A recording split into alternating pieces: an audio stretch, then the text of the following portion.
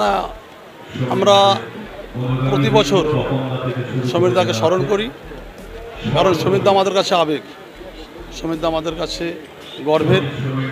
আমি ছোটবেলা থেকে সমীরদা আমার রাজনৈতিক গুরু, আমার রাজনৈতিক অভিভাবক।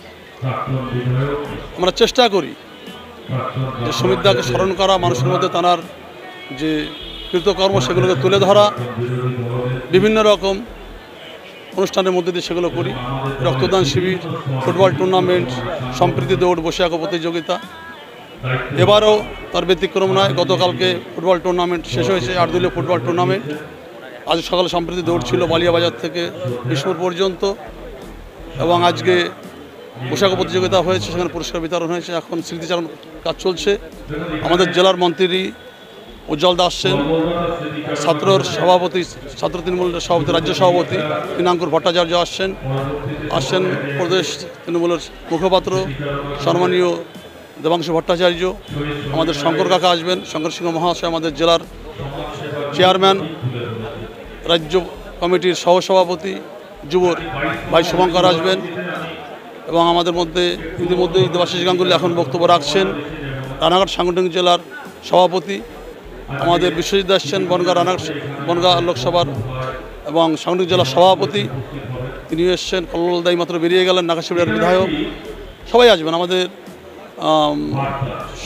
বিশেষ সমস্যার জন্য সুজিত বসু আজকে আসতে পারেননি, এবং আসার সময় অসুস্থ হয়ে ফিরে গেছেন স্বপন দেবনাথদা। কারণ এনারা সকলেই আসেন সমীর নাগকে মনে করে, সমীর নাগকে শ্রদ্ধা জানাতে। সমীর নাগ আমাদের কাছে একটা আবেগ। তো এটা আমরা যতদিন বাঁচব সেটা আমরা করব, এবং তাকে আমরা স্মরণ করব আজকের দিন। অবশ্যই আমাকে একদিন ডেকে বললেন, বুদ্ধ আমরা প্রথম ভারতবর্ষের মধ্যে পঞ্চায়েতে অ্যাম্বুলেন্স কিনবো। ভারতবর্ষে কোথাও কোনো পঞ্চায়েতে অ্যাম্বুলেন্স নেই, সাধারণ মানুষের নামে অ্যাম্বুলেন্স কেনা হবে চাঁদা তুলে। আমাকে এটা সম্ভব? বললেন হ্যাঁ সম্ভব, আমার সঙ্গে থাকবি? তাহলে অবশ্যই থাকবো। তো 93 সালে সিপিএমের বিরুদ্ধে কঠোর লড়াই করে এই পঞ্চায়েতকে তিনি ক্ষমতায় এনেছিলেন। সেই 93 সাল থেকে আজও তাঁর নেতৃত্বে, তিনি মরে গেলেও তিনি আমাদের মধ্যে জীবিত। তাঁর কথা মেনে চলে আজও আমরা পঞ্চায়েত দখলে রয়েছে, মানুষের দখলে, সাধারণ মানুষের ভোটে নির্বাচিত হয়ে আমাদের পঞ্চায়েত আজকে 35 পা দিয়েছে। তো সমীর কাকার অনেক স্মৃতি রয়েছে। আমরা নামলাম, রাস্তা দেওয়ালাম, হাজার হাজার মানুষ এসে টাকা দিলেন, অ্যাম্বুলেন্স কিনলেন। ভারতবর্ষে প্রথম পঞ্চায়েতের নামে অ্যাম্বুলেন্স তৈরি হলো, কারো নামে নয়।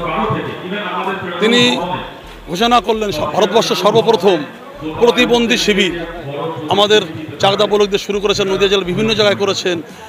একদিনে এক সময়ে বিভিন্ন রকম পরীক্ষা করিয়ে প্রতিবন্ধী সার্টিফিকেট, যেটা আপনারা সকলেই জানেন যে 5-7টা দপ্তর ঘুরে একটা প্রতিবন্ধী কার্ড তৈরি হয়। যারা প্রতিবন্ধী মানুষ তাদেরকে প্রত্যেকটা দপ্তর হাজিরা দিতে হয়। অনেক কষ্টের ব্যাপার, অনেক সময় সাপেক্ষ ব্যাপার ছিল। তখনকার দিনে মোবাইল ছিল না, সেই সময়ের দিনে তিনি টোটো ছিল না, ম্যাজিক ছিল না। সেই সময়ের দিনে তিনি গ্রাম বাংলার বিভিন্ন প্রান্তে প্রান্তে ঘুরে সাধারণ মানুষের কথা মনে করে তিনি বিভিন্ন দপ্তরকে এক জায়গায় করে তিনি মানুষের পরিষেবা দিয়েছেন, প্রতিবন্ধী কার্ড করেছেন, বিভিন্ন রকম পরিষেবা দিয়েছেন, বলে শেষ হবে না। মানুষের ওপেন হার্ট সার্জারি করেছেন চাঁদা তুলে। অনেক আমাদের দৌড়াঞ্চলে একদিনে 300-র উপরে ঘর হয়েছে। সেন্ট্রাল গভর্নমেন্টের থেকে তিনি নিয়ে এসেছেন আদিবাসী এবং এসসিদের জন্য। এটা একটা স্মরণীয় বিষয়, ঘটনা। আজ তাঁর কাজই ছিল মানুষের কাজ করা, যার জন্যই তিনি 3বার রাষ্ট্রপতি পুরস্কার পেয়েছিলেন সমাজসেবার উপরে। তো সেখানে সমীর নাগের মতো বলার মতো কিছু নেই আমাদের কাছে সমীর নাগকে নিয়ে। সমীর নাগ আমাদের কাছে আবেগের, আমাদের কাছে অনেক আমাদের গর্বের জায়গার উপরের জায়গা। বুদ্ধদেব বিশ্বাস, চেয়ারম্যান সমীর নাগ স্মৃতি রক্ষা কমিটি।